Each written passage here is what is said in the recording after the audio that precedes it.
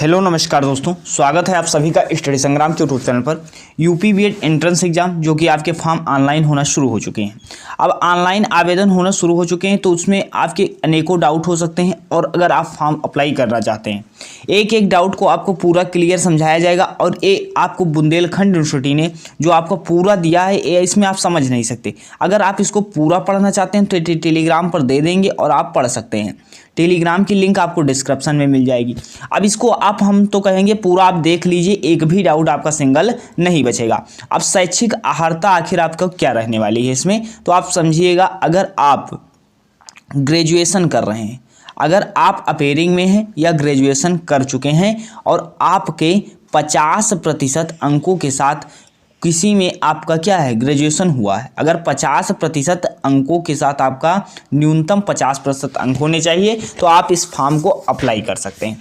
अब यहाँ पे एक डाउट आता है कि सर हम तो बीए से हैं, हम बीए बीएससी बीकॉम कर रहे हैं। सबसे डाउट एक डाउट सबको आप क्लियर किया जाएगा। हम बीए बीएससी बीकॉम कर रहे हैं, हमारा फाइनल ईयर है, हम कैसे पता करें कि 50% हो जाएगा। ये डाउट आता है क्योंकि एक क्लासों में हमने देखा है।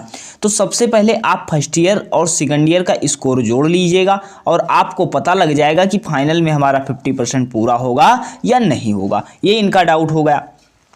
अब एक डाउट और बनता है कि हमने बीए बीएससी बीकॉम कर रखा है, उसमें 50% हमारे मार्क्स नहीं हैं, तो क्या हम एमए एमएससी एमकॉम कर रखा है, वहाँ हमारे 50% से अधिक मार्क्स हैं, तो क्या हम बीएड कर सकते हैं। तो आप देख लो, ये भी पॉइंट आप देख लो जिससे आपका एक एक डाउट सिंगल क्लियर हो जाना चाहिए।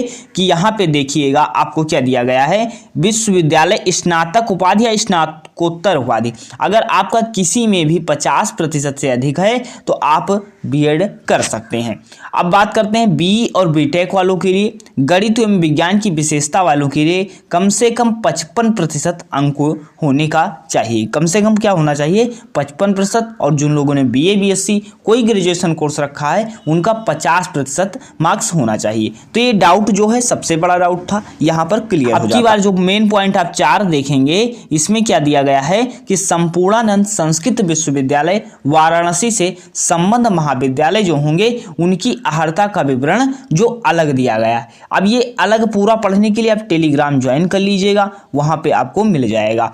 नेक्स्ट देखते हैं हम लोग इसमें आखिर महत्वपूर्ण नोट में आखिर क्या क्या है ये जान लेते हैं। महत्वपूर्ण नोट में आखिर है क्या क्या, यहाँ पे देखिएगा। ऐसे अभ्यर्थी जो 2023 में पूरा प्रक्रिया जान लें, आखिर पूरी प्रक्रिया क्या होगी। अब सबसे पहले आप देख लीजिएगा महत्वपूर्ण तिथियां कि आपका एग्जाम कब है। विज्ञापन की तिथि तो आपकी 1 फरवरी को आ चुकी थी। अब ऑनलाइन आवेदन जो है आपके 10 से शुरू हो चुके हैं। ऑनलाइन आवेदन कब से शुरू हो चुके हैं, आपके 10 से शुरू हो चुके हैं। अभी तक ऑनलाइन आवेदन नहीं किया है तो आप कर लीजिएगा, लगभग आपको 20 से 22 दिन का समय मिला हुआ है। बाद में मत कीजिएगा, लेट फीस लगेगा, काफ़ी प्रॉब्लम होंगी। अब देखिएगा बिना विलंब के आवेदन शुल्क की तिथि जो होगी 3 जो है आपकी 3 मार्च तक है, तो आप इसको कर लीजिए। 3 मार्च से पहले कर लीजिए ताकि आपको विलंब शुल्क न देना पड़े। विलंब शुल्क अभी बताएंगे कितना है, तो 10/3/2023 विलंब शुल्क के बाद है। प्रवेश पत्र आपका कब आएगा, 13 अप्रैल को प्रवेश पत्र आएगा, 13/4/2023। मतलब एग्जाम कब होगा आपका 11 दिन उसके बाद 24 अप्रैल को आपका एग्जाम होगा। लगभग 75 दिन मान सकते हैं, लगभग 75 दिन में आप तैयारी करें तो आप कैसे कॉलेज लेंगे इन सब के बारे में भी बताया जाएगा। तो आपका एग्जाम कब होगा, एग्जाम देख सकते हैं। प्रवेश परीक्षा की संभावित तिथि 24 तारीख है और आपका प्रवेश पत्र जो आएगा वह आपका 13 अप्रैल को आएगा। ये आप और आवेदन कर लीजिएगा। आवेदन में कोई गलती ना होनी चाहिए, उसके लिए आप पूरी जानकारी ले करके जाइएगा भी। तो यहाँ पे आवेदन की अंतिम तिथि जो होगी ये आपकी विलंब जो होगी बिना विलंब शुल्क के 3 है, तो 3 से पहले आप आवेदन जरूर कर लें, ये गुजारिश है हमारी। अब यहाँ से फिर देखते हैं 2 वर्षीय पूरा पाठ्यक्रम है। को आवेदन शुल्क देख लीजिए सभी लोग। आवेदन शुल्क क्या होगा, जो अगर आप उत्तर प्रदेश से हैं, जनरल ओबीसी से हैं, तो आपको 1400 रुपये पेमेंट करना होगा। ऑनलाइन आवेदन करना होगा और ये 3 से पहले करना है, 3 तारीख से पहले करना है, या तो विलंब शुल्क में आप जाएंगे। उत्तर प्रदेश में अनुसूचित जाति SC ST के लिए 700 रुपये होना है, 700 रुपये होता है। अन्य राज्य के जो आएंगे वह उनको कोई भी रिजर्वेशन नहीं मिलेगा।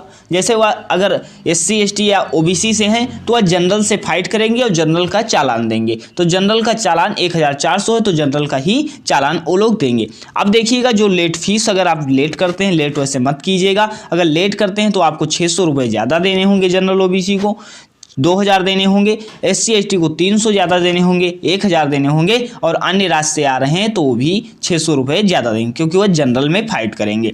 नेक्स्ट हम देखते हैं आखिर महत्वपूर्ण निर्देश क्या हो सकते हैं। कोई त्रुटि नहीं होनी चाहिए, आवेदन की प्रिंट आउट निकाल लें। ये सारी चीज़ें जो हैं आवेदन की प्रिंट आउट निकाल कर, और आपको आवेदन पत्र जो मिलेगा देख सकते हैं, पंजीकरण संख्या 15 अंकों का मिलेगा, और इसको भविष्य में सुरक्षित रखना है जिससे आपका इसी से सारी चीज़ें होंगी। आपको ईमेल ID लगाना है, फ़ोन नंबर वही जो आप यूज कर रहे हैं वही लगाना है, OTP पासवर्ड आपको फ़ोन नंबर पर दिया जाएगा।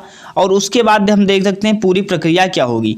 आवेदन की संपूर्ण प्रक्रिया 4 चरणों में होगी। जैसे क्या होगा, आवेदन का रजिस्ट्रेशन सबसे पहले करना होगा, आवेदन को पूर्ण करना होगा, और पेमेंट गेटवे के माध्यम से प्रवेश परीक्षा को आवेदन प्राप्त करना होगा। ये प्रिंट पूरा प्राप्त करना है। प्रथम चरण क्या है, पंजीकरण करना है। क्या करना है, पंजीकरण करना है। ये आप देख सकते हैं यहाँ पे आपका क्या है, ये पढ़ सकते हैं, इसका स्क्रीनशॉट लेकर के पढ़ सकते हैं। और नोट में प्रवेश केवल पंजीकरण करने वाले अभ्यर्थी B.Ed प्रवेश परीक्षा जो 2023-25 हेतु आवेदन पूर्ण नहीं होता, केवल सफलतापूर्वक पंजीकृत है। अर्थात देखिएगा, अगर आप रजिस्ट्रेशन कर देते हैं और आप पेमेंट नहीं करते हैं तो आवेदन आपका अपूर्ण माना जाएगा, एप्लीकेशन आपका अपूर्ण माना जाएगा। अगर आप आवेदन करते हैं और पेमेंट भी साथ कर देते हैं या उसके बाद कर देते हैं, लास्ट डेट से पहले कर देते हैं, तो आपका आवेदन पूर्ण माना जाएगा। ये इन्होंने बताया है।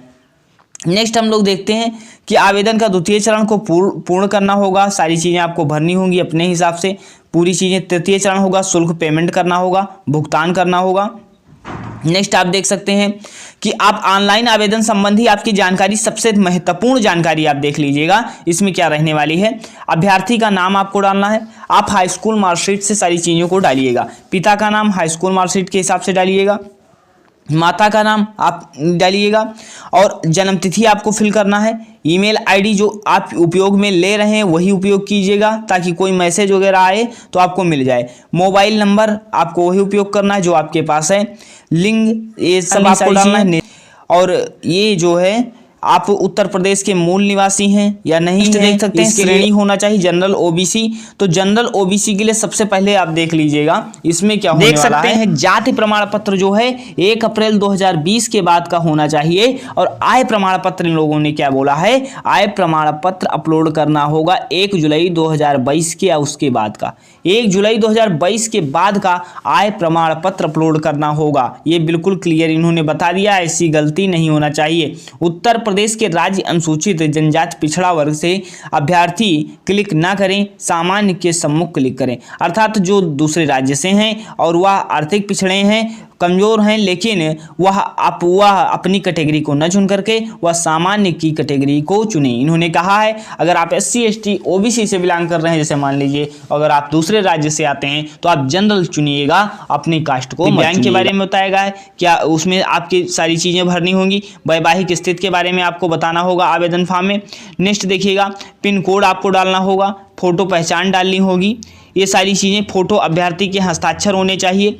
फोटो व अभ्यर्थी के हस्ताक्षर ऑनलाइन आवेदन निर्धारित अपना नवीनतम रंगीन फ़ोटो होना चाहिए।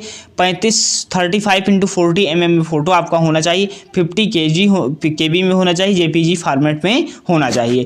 फ़ोटो हस्ताक्षर अंगुलियां एवं निशान स्पष्ट होने चाहिए। अस्पष्ट व गहरे चश्मे के साथ खींची गई फ़ोटो स्वीकार नहीं होगी। अगर आप चश्मा लगाए हैं, फ़ोटो आपकी नहीं दिख रही है, अगर आपकी आंखें नहीं दिख रही हैं, उससे चश्मे से को पार नहीं कर पा रही तो मान्य नहीं होगा। इस दशा में आवेदन पत्र निरस्त हो सकता है। तो फोटो वही सही से खिंचवा के लगवाइएगा। यदि किसी अभ्यर्थी की तर्जनी नहीं है तो ऐसे अभ्यर्थी उक्त हाथ की किसी अन्य उंगली का उपयोग कर सकते हैं। नेक्स्ट हम लोग देखते हैं, हाई स्कूल का विवरण आपको डालना होगा, इंटरमीडिएट का विवरण आपको डालना होगा। स्नातक अगर आप पास हैं तो आपको मार्कशीट अपलोड कर देनी है, अगर नहीं पास हैं तो आपको अफेयरिंग लिख देना है। परा स्नातक से अगर आप कर रहे हैं तो आपको PG का डालना होगा। तो तो ये सारी चीज़ें यहाँ से आपका आवेदन पूरा लगभग सब कैटेगरी, भारांक के दावा, अगर सब कैटेगरी डालना है वो भी डालिए, और आपका एनसीसी एनएसएस किया है, एनसीसी एनएसएस अदर कोई, तो उसको भारांक का दावा भी साथ में करना होगा। नेक्स्ट हम देखते हैं प्रवेश केंद्र बाहर विकल्प,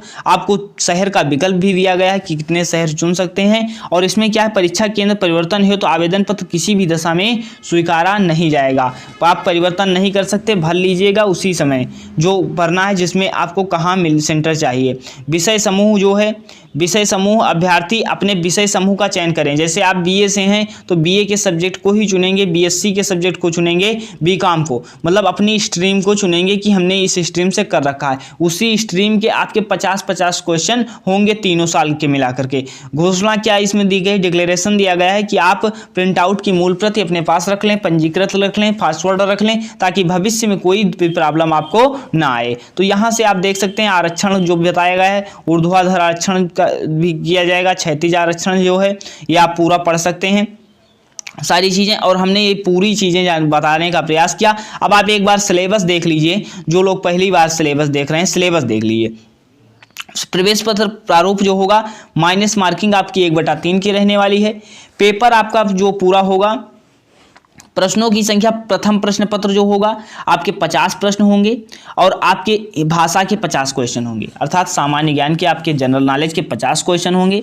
100 नंबर का पूरा पेपर होगा, 200 नंबर का पूरा पेपर होगा और 50-50 क्वेश्चन होंगे। 50 क्वेश्चन आपके सामान्य ज्ञान के होंगे और 50 क्वेश्चन जो आपके सामान्य ज्ञान के 50 क्वेश्चन, और भाषा हिंदी अंग्रेजी एक चुनना है आपको जिससे 50 क्वेश्चन होंगे। तो आपके पूरा 200 अंक का पेपर होगा, 3 घंटे का पेपर होगा, इसमें अच्छा से अच्छा स्कोर करने की कोशिश कीजिएगा। अब इसके लिए हिंदी पढ़ना है, सामान्य ज्ञान के कुछ टॉपिक हमने करा रखे हैं तो आप प्लेलिस्ट में जा करके देख सकते हैं, और हमने पिछले वर्ष सामान्य ज्ञान की मास्टर क्लास को पढ़ा रखा है। तो 2 शिफ्ट में ये पेपर होगा, पहला पेपर 3 घंटे में होगा, दूसरा पेपर भी 3 घंटे का होगा। तो आपको बेहतर प्रिपरेशन करनी है। अब जैसे 50 क्वेश्चन आपके रीजनिंग के आने हैं तो रीजनिंग आपको पूरी पढ़नी है, और 50 क्वेश्चन आपके कला विज्ञान वाणिज्य जो ले रखा था वहाँ से पूछे जाएंगे, और पूरे तीनों साल के प्रश्न पूछे जाएंगे। तो यहाँ से आपको 400 नंबर का पूरा पेपर होगा। 400 मार्क्स में से सब पूछते हैं कितने ले आएँ, तो आप जितना ला सकते हैं पहले मेहनत कीजिए, अपने पेपर डालिए कि आप मेहनत करेंगे तो आप इस एग्जाम को क्वालिफाई कर लेंगे।